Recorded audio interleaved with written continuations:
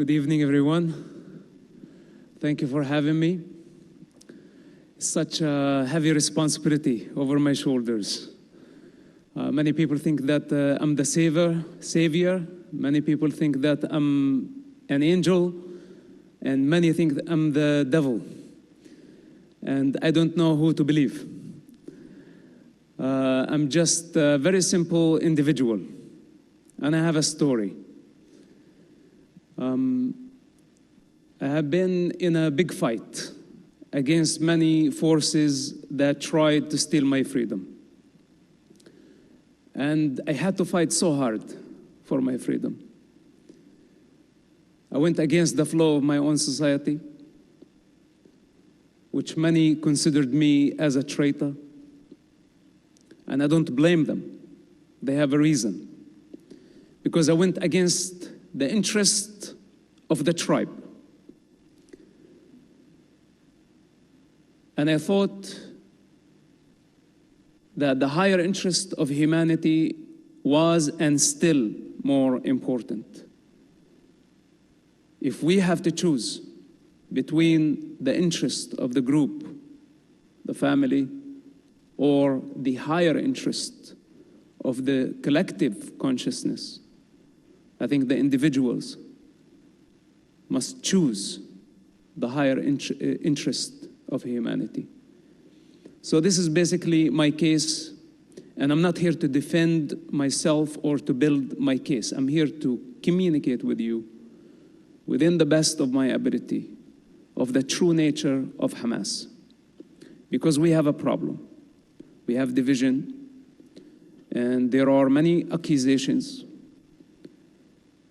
There are hate groups using this confusion, this chaos to project hatred, to spread lies. And they're accusing everybody of lying.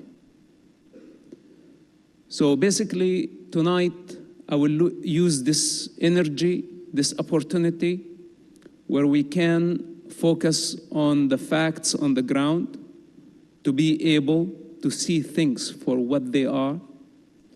Because without truth, without being anchored in truth, we will be swayed with so many opinions, so many ideas, and confusion will lead to more hatred. Hatred will manifest in the form of terrorism. Maybe some people think it's a gossip to just have an opinion about something, but they don't understand the significance of words because they are actions. And many people are not responsible. They haven't lived it. They don't have a first-hand experience.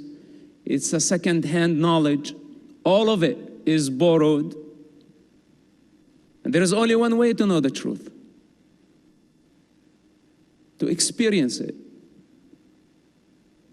Then those who have experience or encounter with truth, it is almost impossible to convey it. In principle, my father was one of the co-founders of Hamas organization. And I was there when Hamas was established. I remember his excitement about the movement. He told me a lot about it. Then I saw the movement developing, growing. Few years later, Hamas was committing suicide bombing attacks. Maybe some of you weren't even there. What we witnessed on October 7th, that was not the first attack by Hamas. Prior to that, Hamas killed thousands of Palestinians, of Israelis, and hundreds of Palestinians. And Hamas is responsible for the retaliation and sabotaging the entire peace process in the Middle East. Many call them terrorists. But as a person who witnessed their birth, their development, and the atrocities committed by them today, I tell you something, they are beyond a terrorist organization. They pose as a national, resistant movement with the intention to liberate what's so-called Palestine. And I think this is Hamas' first lie, because they are not a resistant movement. Hamas is a religious, ideological movement raging a war, a holy war, against a race, against a nation. They are not a political party. If they were a political party, then they would believe in political borders. But they want a global state. So there is no such a thing as Palestine to Hamas movement. And all the pro-Palestine group, which of course they have the right to express themselves. I'm not against freedom of speech, that everyone have their own independent opinion. But unfortunately, they are given directly and indirectly support to a savage group that just committed genocide against entire communities. They wiped out everything in their way, killing children, women, raping, burning, systematically, ethnically cleansing a race only because they are Jewish. I saw that firsthand, documented by Hamas themselves. I was not surprised by Hamas brutality, because I lived with them in prison for about 27 months.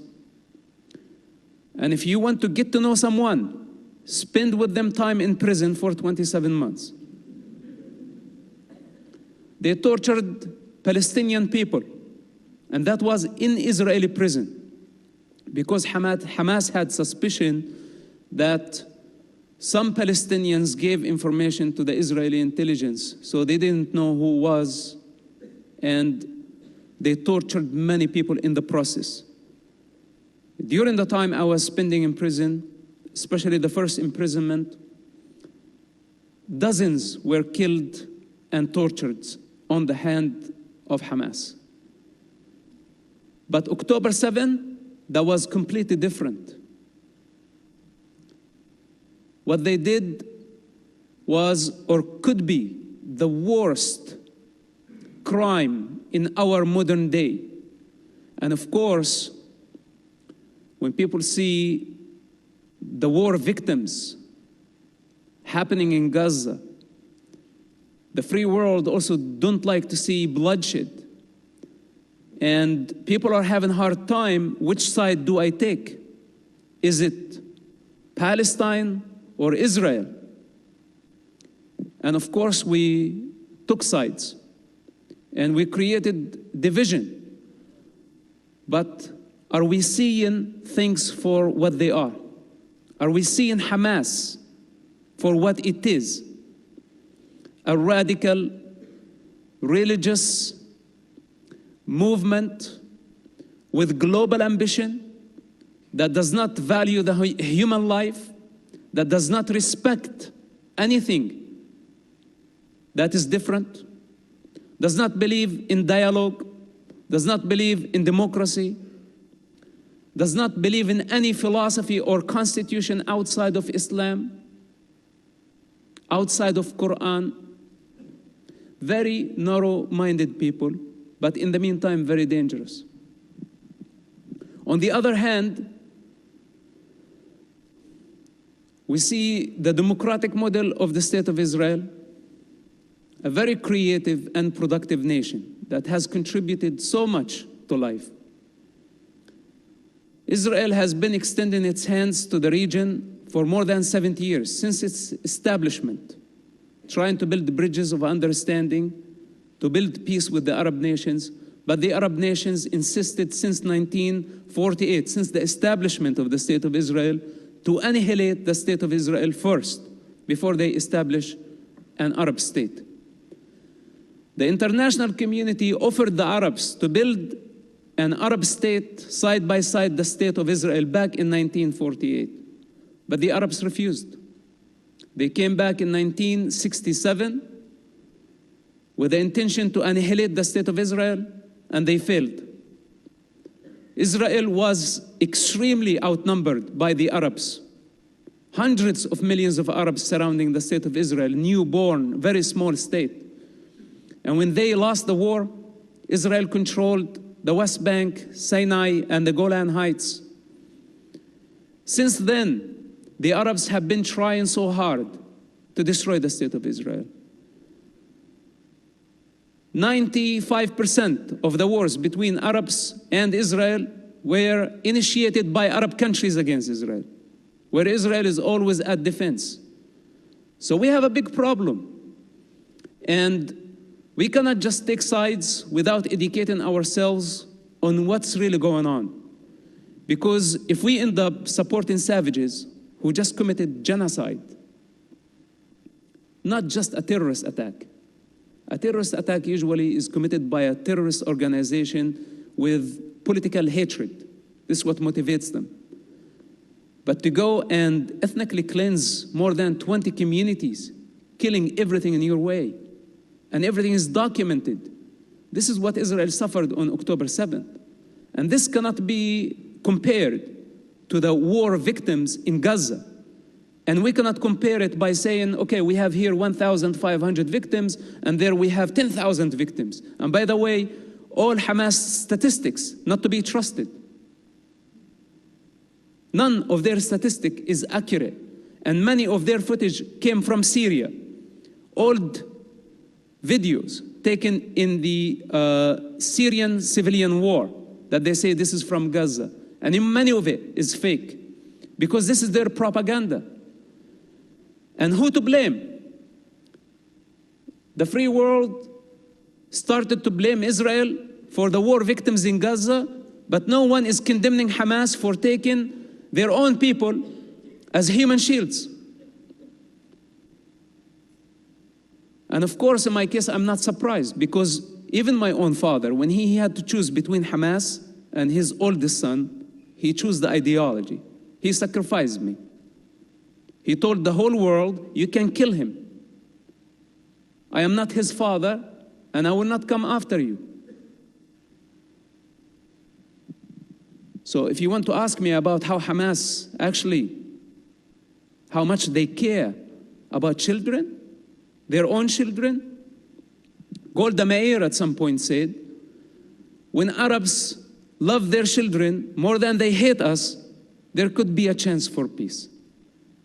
It's a very true statement. And I'm fed up and tired of this entire conflict, just blind hatred towards people who are just trying to coexist in this region. And we're not talking about criminals who came and stole the land. We're talking about legal migrants came under the British mandate in the past century, and they were able to develop the country so fast that they went ahead all Arab countries combined with almost no resources because the Jewish nation believes in education. And this is their secret. After many years of studying the Jewish people, traveling throughout the world, meeting with their communities everywhere, I saw one thing in common that gives them power, and that's education. While unfortunately, the other side is inciting, teaching children hatred, teaching generations to blame with corrupt leadership that never took responsibility for anything. So when we look at the origins of this suffering and this conflict, we cannot just see, okay, I'm pro this, I'm anti that. No, it's a lot more complicated. And it's very important for us before we take sides, that we understand, are we on the side of truth or are we on the side of falsehood? And there is only one truth in this situation. And if it's true, whether if it's true or not, you cannot say nearly true. It has to be 100% true, and everything outside that is false. So I can go on and on for eternity.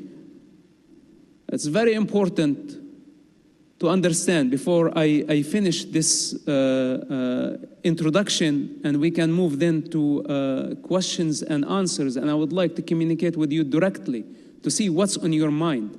And I hope that I will be able to satisfy your curiosity. But before we go there, have you noticed that everybody within the Palestinian leaderships have been asking for a Palestinian state, Palestinian state? But none of them is talking about a Palestinian nation. Because in order to have a state, you need a nation. And all these selfish leaderships, they just want a state. They don't want a nation. Because a state brings power, money, prestige, entourage. And a nation requires selfless leadership, where a true leader has to give up all desires in order to build a nation. It's totally the opposite. And none of those so-called leaders of Palestine, from Yasser Arafat all the way to Hamas, bunch of criminals. I'm responsible for my words. Bunch of criminals that stole people's resources. The most corrupt revolution in history. It's not in their interest to end the conflict because they profit out of it. They know only how to thrive in chaos. They don't know how to create, how to build. They don't like order. If there is no conflict, there is no need for them. This is why it's in their interest to keep it going for eternity. You can give them all the solutions in the world and they will reject it. So we need to understand that these people are profiting from this conflict. They're just using what's so-called Palestinian cause. It's non-existential. It's a broad term that anybody can use. Even the angry mob here in Michigan is using it. Everyone who has a little bit of hatred, they are trying to project through this device called Palestine. This is why I say it's non-existential. We don't know what it is. Anybody from Putin to Mexican cartel dressed up like Hamas, projecting Hamas. Because hate is an ideology. And this is what's in common between them and Hamas. So are we going to allow a bunch of criminals hijack an entire society and we give them support, empowering the predator against the victim, against the prey? That's not acceptable. That's not the way Americans think. And are we going to allow people to spread hatred and anti-Semitism, hating the Jewish people? For what? You know, we need to look around and see the contribution of the Jewish people to the American society and to the rest of the world in every field of life. It's not acceptable. And Israel is fighting for its life. I'm not here to advocate on behalf of the state of Israel. But this is my personal experience, and it really bothers me. Because as long as we are not seeing things for what they are, this conflict will go for eternity. And this is not only Israel's fight, by the way. This is my fight as well. Since I was a very little child, Hamas wanted to destroy me. And I don't want to go through so many details, but the harder they tried, the stronger I became. And it's not coincidental that I'm standing here and I'm fighting against them. And many people accuse me of saying, okay, you're a Zionist propaganda. I say, no, you're totally mistaken. Maybe me and the Zionists and Israel have something in common to destroy Hamas, to eradicate them. because they are very dangerous, and they are going against the evolution of life, of humanity. They don't value the human life. They want me dead. They want Israel dead. They want the United States dead. What else does need to be said about Hamas? I cannot believe that we are even discussing this. But this is the reality of the situation. And again, I think this is enough for now, enough introduction. And please, if you have any question, we will continue with the conversation, and I will answer as much as I can. Thank you for having me. I appreciate it. Thank you very much.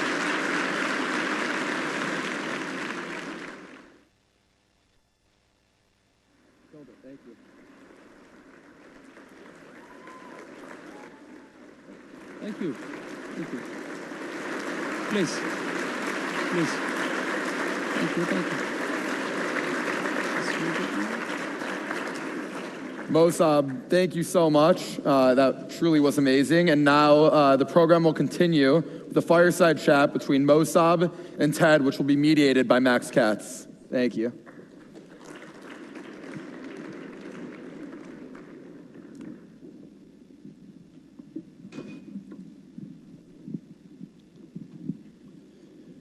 So before I begin, pour yourself some water. We can make this a little more casual.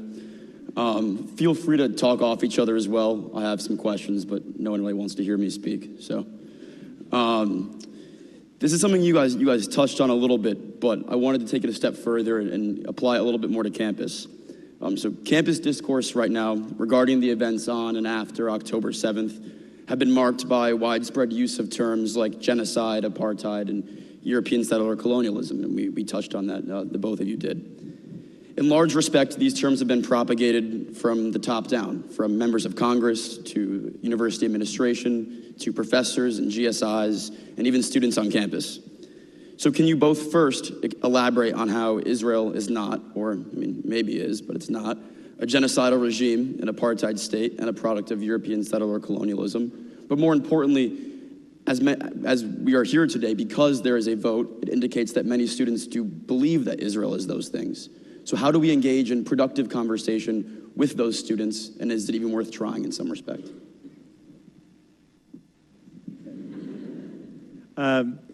Thanks. First of all, I just, Max, I'll answer the question, but I want to take a moment, Mosab. I have the privilege. I served in Congress for a long time. I now have the privilege of running a big NGO. I spend time with a lot of important figures that I've been honored to meet. There are very few in all the years that I've done this whose presentations I just would consider heroic, and I think that's what we saw tonight, and I want to acknowledge it and thank you for it.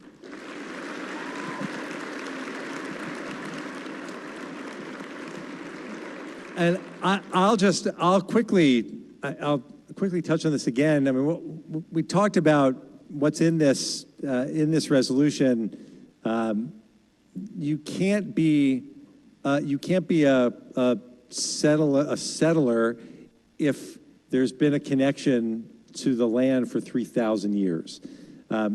The story of the modern state of Israel is perhaps the best story of liberation of a people in its land, having existed there through all of the different ruling parties who have been there all the way through the Ottoman Turks and then the British until the creation of Israel, the modern state of Israel.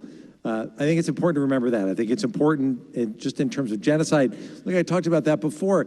It's really pernicious to suggest that the actions taken by Israel in self-defense in response to this truly genocidal organization don't take it from me, as Mosab points out, that the Hamas charter itself calls for the destruction of Israel and massacre of Jews. It's a genocidal organization that Israel is defending itself against. That's a really important fact. And Israel is an apartheid state. It's been thrown around for a long time. It completely ignores the fact that that the state of Israel is majority minority. It's not a white colonialist state. It's a state that is majority people of color. Those are just important facts that can't be ignored, and it's why I think this is so important. While I'm at it, if I could just quickly touch on some of the others that I know happened here on campus. When you're chanting Intifada, Intifada, and you're doing it at any time, but especially after what happened on October 7th, and you're out there chanting something that for so many of us immediately triggers the second Intifada, when 1,000 Israeli civilians were killed by suicide bombers in cafes and on buses and at Passover Seders and at hotels all around Israel. That kind of language isn't political speech. And when people talk about March chanting from the river to the sea, again, I'll turn it over to you. From the river to the sea, what does that mean? Well, it means from the river to the sea, Palestine will be free. Free of what? Free of Jews. That's what that means. It envisions a land free of Jews, in which the Jews are pushed into the sea, quite literally. Totally consistent with Hamas's aims, as Mosab said. But Mosab, please. To add to your point, whether if Israel is an apartheid state or not, it's the most idiotic question out there. First of all, like for example, we have 1.6 million Arabs in the state of Israel. That's a huge percentage. They have representatives in the parliament, the Israeli Knesset. Arabic, the language Arabic, is an official language in the state of Israel. Arabs, Bedouins, they participate in the army, in the special forces, in the intelligence.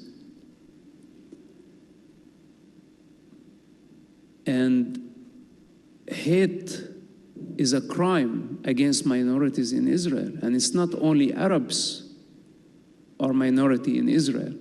We have Druze, that's another Muslim religious sect.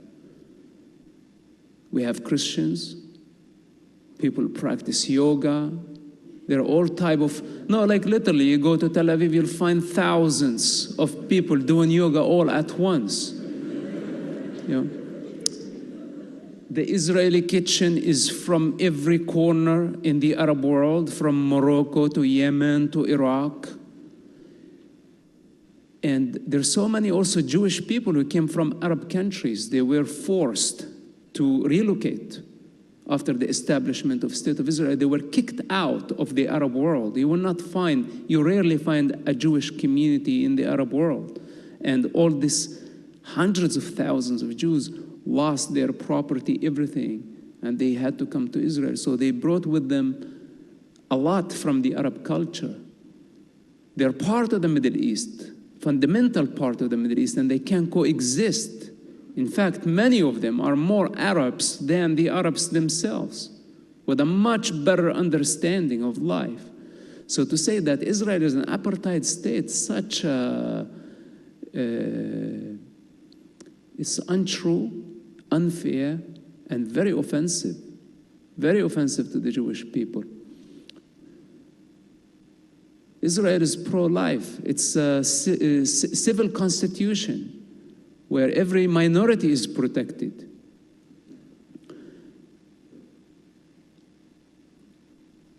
I can go on and on and on with many stories of what Israel stands for, the humanitarian aspect of Israel, if I to compare it to any surrounding Arab country.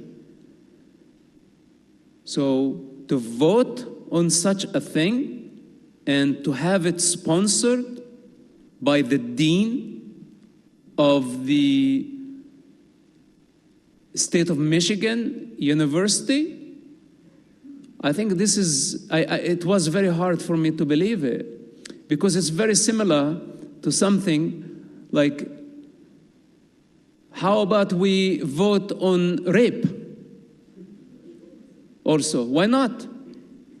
You know, if it's a matter of opinion and the opinion of a majority, we can just vote. And if a majority of people say, oh, rape is okay, then it's not a crime anymore. There are certain things that we cannot vote about. They're just common sense, that we know that the truth of the state of Israel is democratic, it's civilian constitution, it believes in a human value, it believes in diversity, it protects the rights of minority. End of the story. The United States of American government understand the reality on the ground. Intelligence services, they know. European Union, they know. So since when some group, we don't know who they are, we don't know what's their motive, we don't know who's actually mobilizing them down the street, a mob that force such a respectful educational institution to vote on such a thing. It's absurd. I cannot believe that people have to make choice within 2 or 3 days to say yes or no. So I hope that you got my picture.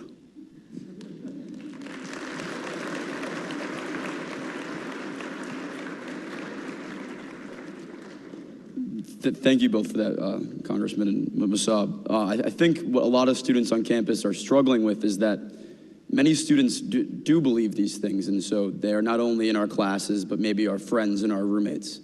And so to that extent, how do we engage in conversation with them about these issues? Because the Israel-Palestine conflict, or really the Israel-Hamas war after October 7th, touches every corner of our campus. And so how do we engage with them constructively and not lead to aggression? You know, the same thing that we're working so hard to fight against. Mosab, we got your picture. We really like it. Why don't you keep painting?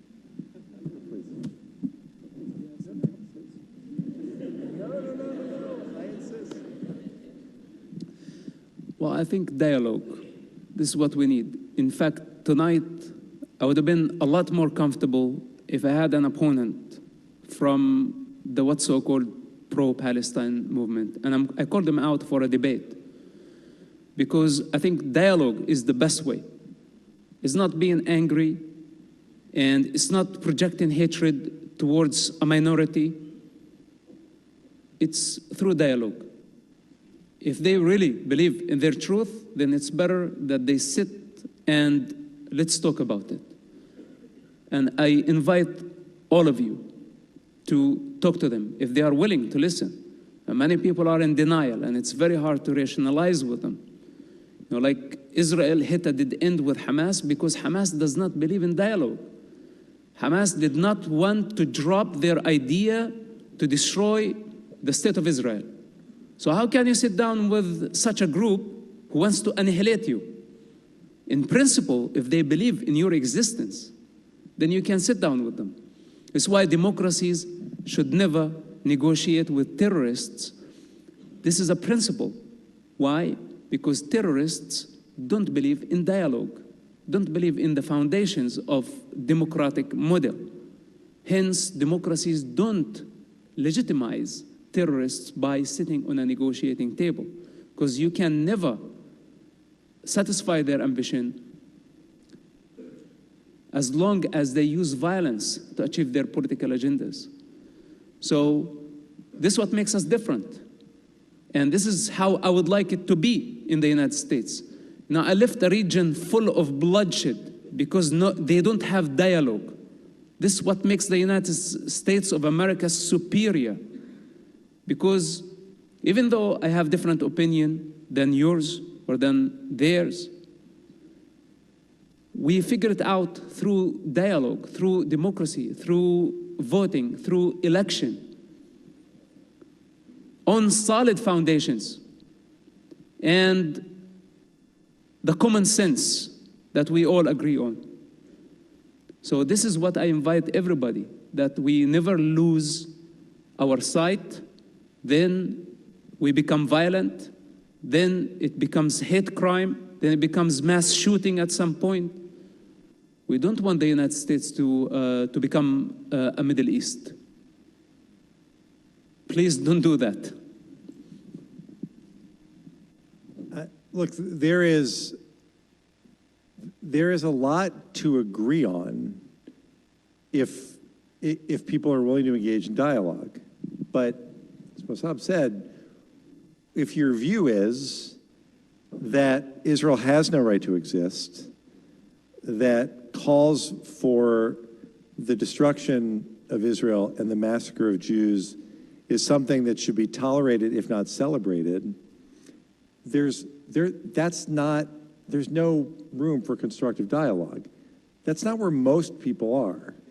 And there are a lot of people you know who aren't as knowledgeable as you, who won't spend the time. I mean, your challenge is, if you're here, my guess is you knew a lot already. If you didn't know a lot already, you're going to know more after this program than you did before. And you're still going to have to figure out how to distill that down into something that you can explain to people who aren't really paying attention, but who care about you. There are a lot of people that you're going to be in dialogue with who know that there's something wrong in the way, in people who are calling for the destruction of the one Jewish state. They know that they're uncomfortable with protests where people are supporting the terrorists who slaughtered 1,200 people. They know that when they look on TV at protests around the country and they see swastikas and they see violence, they know that's wrong. Your job is to actually engage in the dialogue piece that meets them where they are and that helps them fill in the blanks, that answers the questions they have, that makes this all very simple for them in the way that we've been discussing about what Israel is, what its position is in a region where it stands out as the sole democracy, where minority rights are respected, where it is a country made up of people from all over the world. That's your job going forward. I wouldn't suggest, Max, that it's up to you to go stand down, face down the people who are protesting in support of Hamas. I wouldn't ask you to do it. I don't think anybody wants to do it. And I think most people look at that and know that there's a problem. But for all of the people that you do know and who care about you and will listen to you, then helping them understand what's at stake here in this vote and what it means to the university and what it means to you personally, that's the kind of dialogue that can help really move things forward on this campus. Absolutely, and thank you both. I'm glad you guys touched on the idea of Israel as a democracy, because that's kind of the next place I wanted to go. But Mosab, when we spoke earlier today, you mentioned that in some capacity, one of Israel's biggest impediments is that as a democracy, it's limited in its ability to fight in the same way as Hamas does, and that impedes its ability to eradicate Hamas in its entirety. So in this specific instance, would you say that you see democracy as a barrier to peace? No, not at all. Because what's the alternative to democracy? And what's the alternative to the democratic process? It's chaos, it's violence, it's destruction. You know, what Hamas and many of Hamas fans in the United States, I think unconsciously, they are driven by a desire for revolution. They want a quick fix. They don't want evolution where you start from zero and you build it up, you build your consciousness, you build your creativity, you build your skill. And this is what you are doing here, because I think most of us here believe in education. This is your evolution. You take it step at a time, slow progress, but determination that will take you there. But many, they want a quick fix. They don't want to invest the effort, the energy to construct their future.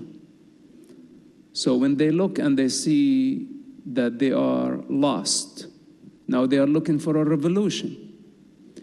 And I don't like it. I think for the 21st century, we arrived at understanding that evolution works and slow progress is great. And we live in a dependent existence. So all this hatred, let's go, let's kill them, they're the bad guys, and taking sides and expressing rage. This is not the way, because they pay the bill in blood. This is what revolution does, and this is Hamas mentality and many other revolutions around the world. Call it Palestinian, call it Che Guevara, call it Fidel Castro, call it communism, whatever it is, it didn't work. I like the American model. So democracy cannot be an obstacle in the way towards peace, but democracy cannot coexist with narrow-minded people who believe only in violence to dominate. This type of individuals, as long as there is a human society and there is a human condition, we will have this type of individuals. Throughout the centuries they exist today, and they will exist tomorrow. That they are lazy, that they love to blame, and they don't like to take responsibility. Delusional, they don't see things for what they are. Why do we educate ourselves? Why do we adapt Plato and Socrates and the Greek philosopher approach towards the human problem? This is democracy. Because when we don't see things for what they are, we put them to practice for a term, 4 years, 6 years, and if the theory doesn't work in practice, we drop the theory, we move on, or we adjust. That's the democratic approach.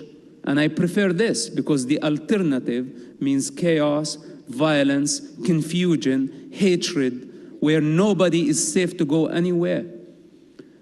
Democracy is not perfect. And democracy is in fact a cure.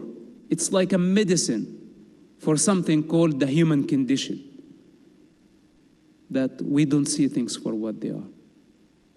So democracy is a solution.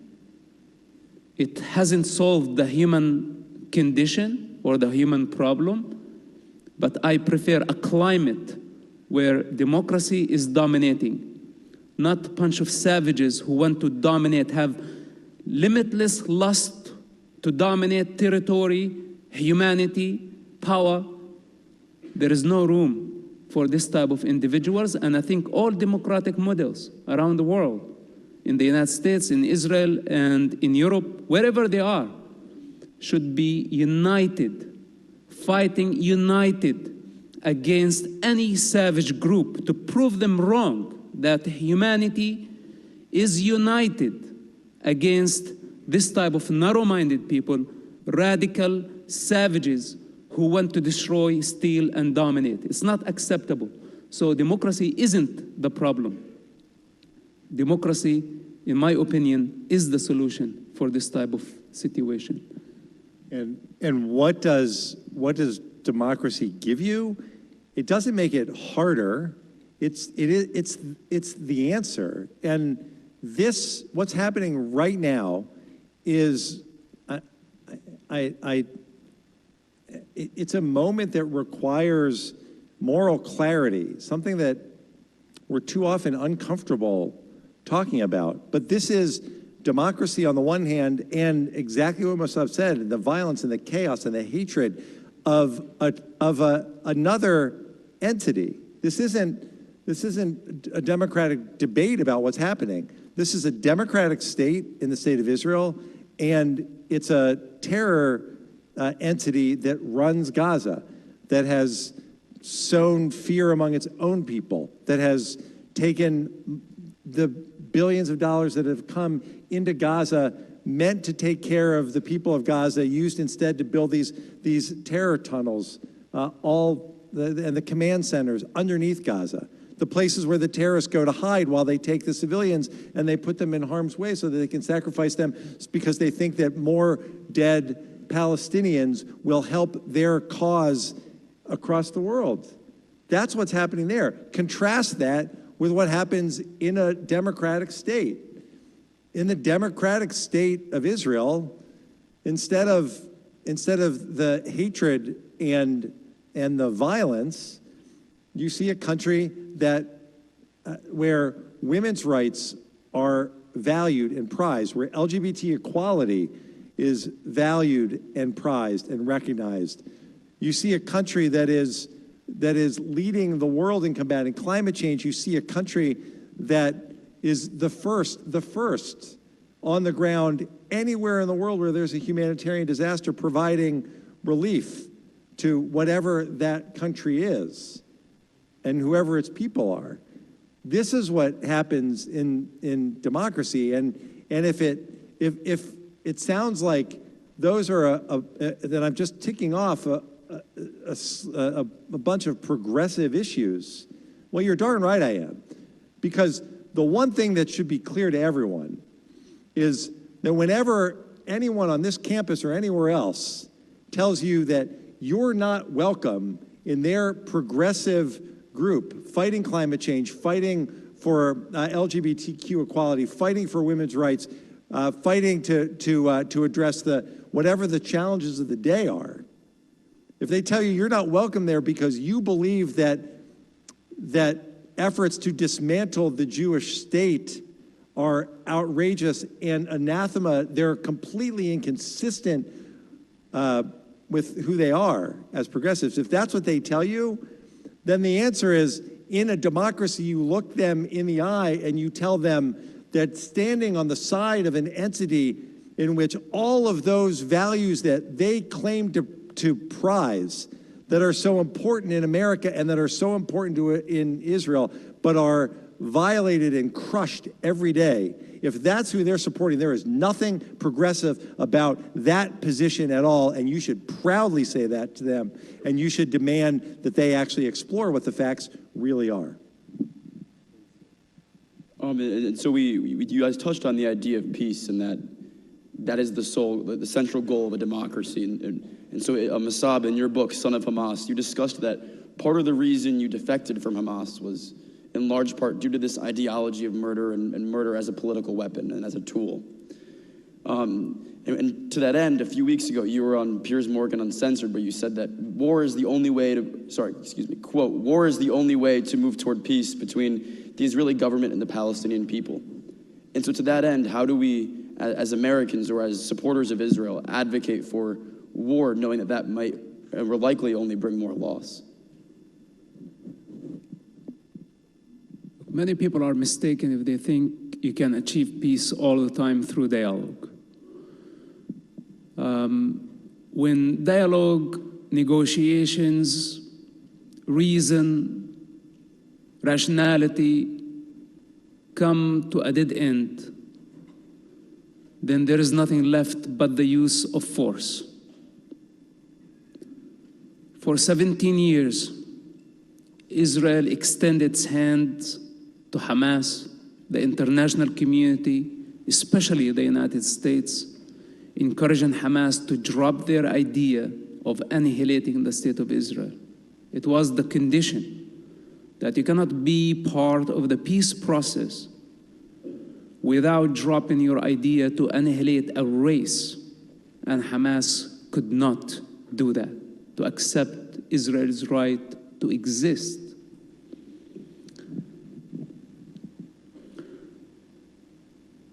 Without going back through the history of Hamas and how many crimes they have committed since their existence, 35 years in the making, building momentum.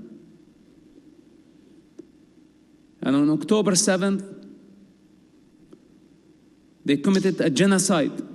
This is a very important thing to understand. First of all, that Hamas nature is not a national organization. It's only using a national cause called the Palestinian cause, and a very broad term. Keep that in mind. Second, they commit a genocide, not a terrorist attack. Don't be mistaken. Define a genocide. Look into the Hamas own media documenting their attacks and see what they did to humanity. The darkness, the embodiment of evil.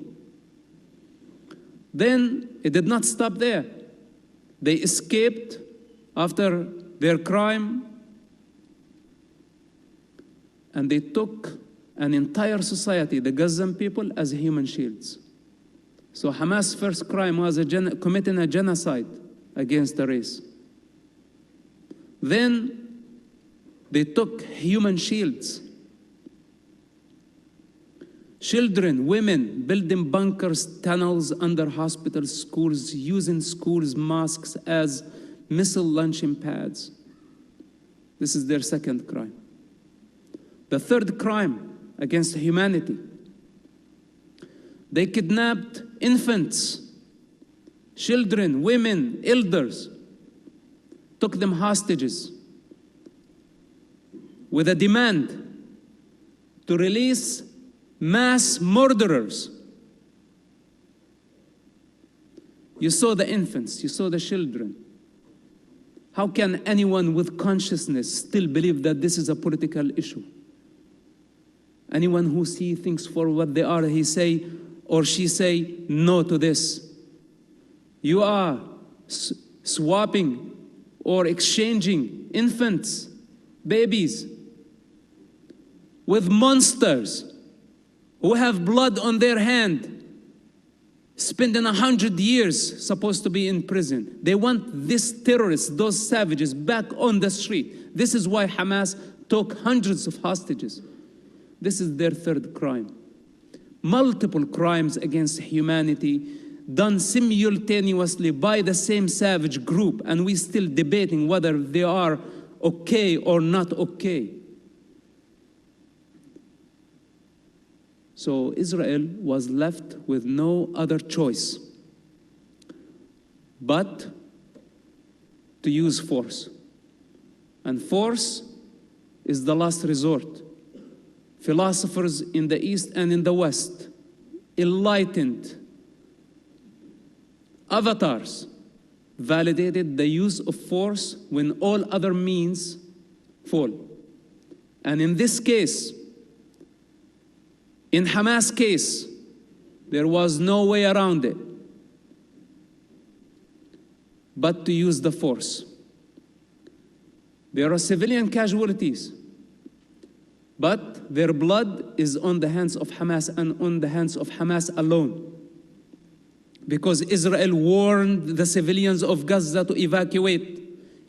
It gave them 21 days to escape, but they still insist on staying to give Hamas cover. You know why? Because unfortunately, many Gazans support Hamas and many Gazans voted for Hamas. And the majority of Gazans hated Israel. And many choose to be silent. And a majority of the Arab world, not only the Gazans, failed to condemn Hamas and say this does not represent the Arab people. They failed to condemn Hamas. This is their biggest mistake. And when such a society fail their moral responsibility, at least, I don't want to say to eradicate Hamas, but at least morally, to take a moral responsibility and say, we are different. This does not represent our religion, our culture. But instead, they gave Hamas cover and they failed to condemn Hamas. This is their problem. So Israel is left with no other choice but to defend itself. And all the victims of Gaza that you see, remember my words, they are war victims. Very different type of victims than October 7 victims. October 7 victims, they were victims of a genocide. This is the highest crime can be committed, a genocide, where you systematically kill people, move from door to door, annihilating everything in your way. This is what Hamas did, indiscriminately. What's happening in Gaza, Israel called the people, say, evacuate this building because we have a tunnel under. Then Hamas go with their propaganda using pictures and videos from Syria to say, look what Israel is doing to us, while they are the ones hijacking an entire society using Palestinians as human shields. This is the devil in action. So, of course, there is no other way but the use of force. And with this, I conclude. The United States of America, after the savage attack against Pearl Harbor, where 400 Japanese suicide airplanes hit the harbor, the United States immediately developed the dirty bomb. And they wiped out Hiroshima and Nagasaki 4 years exactly after this attack. When they did that, the war ended. It was the end of World War II. So sometimes,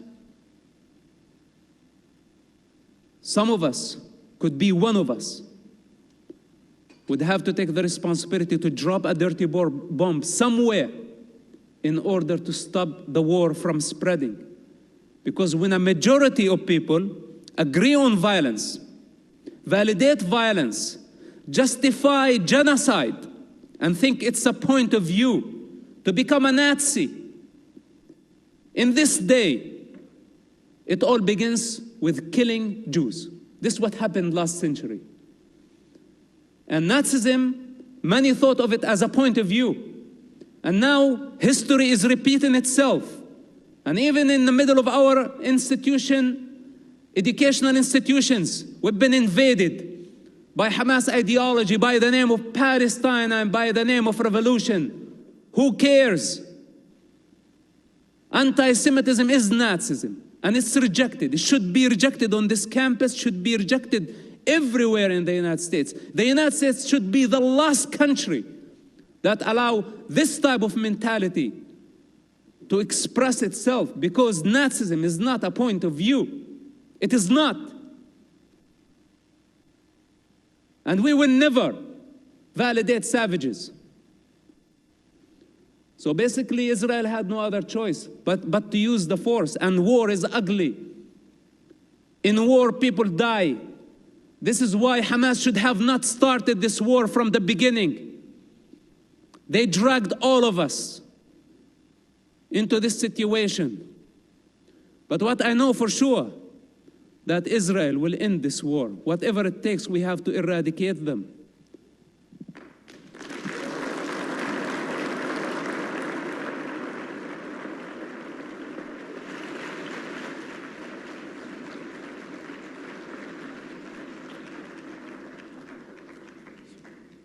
To be respectful of everyone's time, looks like we have about one more question left. And I wanted to tie it back to campus and back to the vote. Much of the dialogue on campus is primarily seen through AR 13025, accountability in the face of genocide, focuses heavily on the past. Students try to explain why their sides' actions are more justified without accepting any accountability for the tumultuous history of the region, and they continue to argue which community has been oppressed more. But as the future leaders of the next generation, we know we can't change the past, but we can influence the future. What conversations do you think we should be having to do so? How do we make our campus a better place, not just for ourselves, but for those who come after us?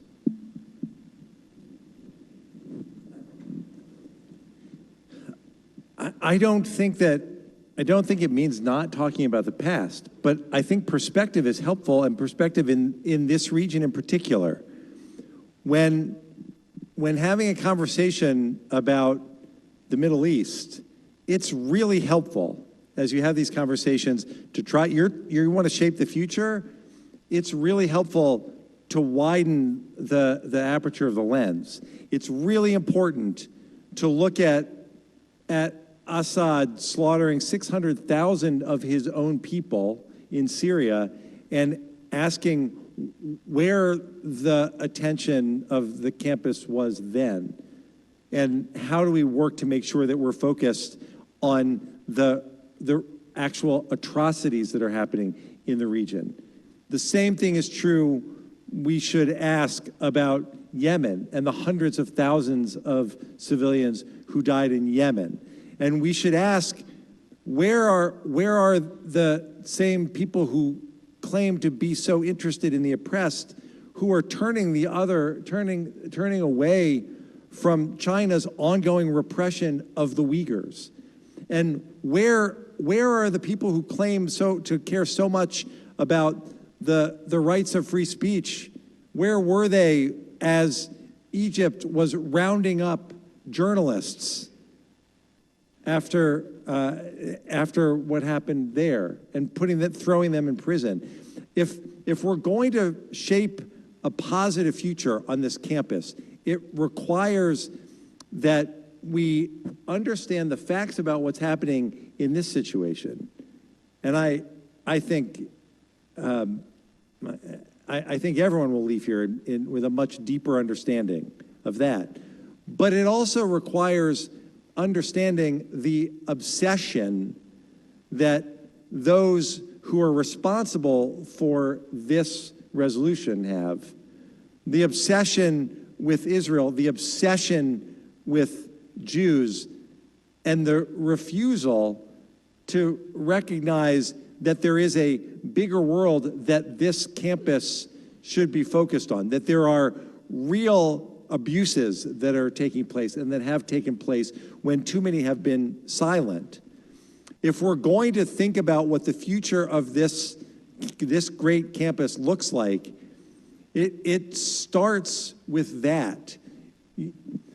I'll just finish with this. I know, I was privileged to spend 7 years here. I know how thoughtful students are, how talented students are, and how much you have to contribute to the world. The way that you start that is by finding opportunities like this, frankly, to come together to talk about the challenges of the world and to push back against those voices who seek to silence you and your right to speak out, and who seek to bully you so that you're uncomfortable expressing your views and expressing the facts.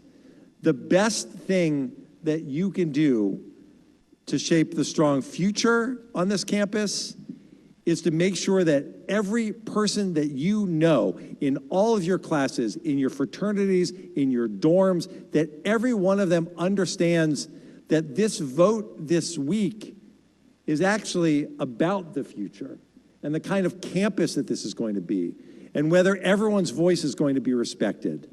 And if you do that, and if you start those conversations, you're going to be setting the stage for a much, much brighter future where the voices of those who seek to silence you, who seek to bully you, who seek to ensure that you have no voice on this campus, that those are the voices that will no longer be tolerated on this campus. This great campus must be a campus for everyone. You're being here tonight, you're participating in this event, and your willingness to spend the next couple of days sharing everything you know with everyone you know will help set a course for a much brighter future here. And I'm so grateful that that's what you've all committed yourselves to. And I appreciate those efforts that will ultimately lead to a dramatically better way forward. Thanks for the opportunity tonight, and thanks to all of you for what you're doing, and thanks to the organizers of planning this.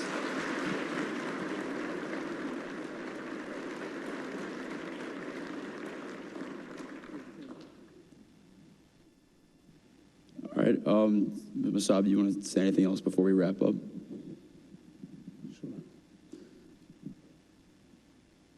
What is the alternative to Israel? Let's ask ourselves this question. What's the alternative? Israel is not a perfect country. It's just another establishment. It has its own mistakes. There is no such a thing as a perfect system. But the alternative to Israel is Hamas savages or other groups that they have not proven to be accountable, to be responsible, to lead. So in this case, I personally choose Israel. With whatever imperfection there. Because if the savages win, all of us are going to pay the price. If Hamas is not eradicated, and all these attempts, including this vote happening here, it's all connected. They are trying to delegitimize the state of Israel. Pay attention. Who initiated this poll or this vote? They have the sick intention to delegitimize the only respectful state in an ocean of darkness. They want to destroy this model. So the darkness takes over the entire region. But then it will spread to Europe. And then it will spread around the globe. They are already moving. Look what's happening in Europe. It's our responsibility to counter them, not to let them succeed. Because if Israel does not have the necessary cover, political cover, that we are giving them right now in their war against savages,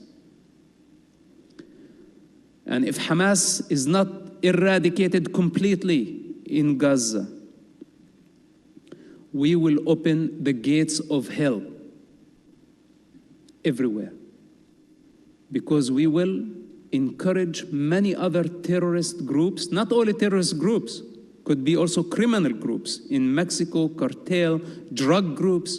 All of them would look and see that few thousands of terrorists were able to bring a democracy, an entire system, a country, a nation with all their institutions, all the way to their knees.